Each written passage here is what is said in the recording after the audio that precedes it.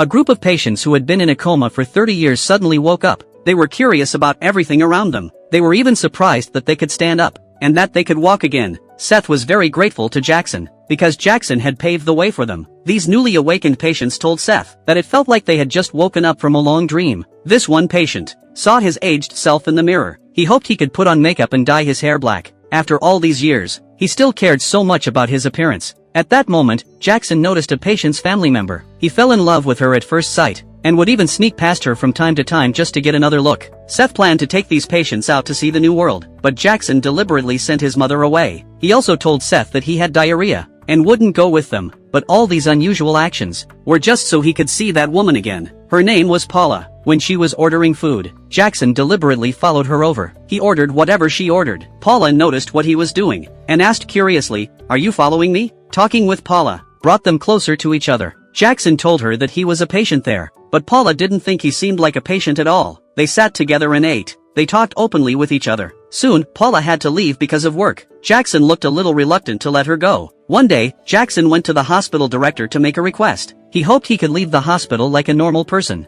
and do some of the things he wanted to do. Unfortunately, his request was rejected by everyone. Even Seth thought it wasn't a good idea, because they couldn't be sure yet, if Jackson went out now, whether he would end up paralyzed again. They needed time to confirm that he was okay. But Jackson got angry. He suddenly stood up and tried to rush out. Seth couldn't stop him, so he had to tell the guards not to let Jackson leave. When Jackson reached the door, the guards stopped him. Just as expected, they could stop his body, but they couldn't stop his desire for freedom. When he tried to persuade the other patients to resist, he suddenly had a convulsion.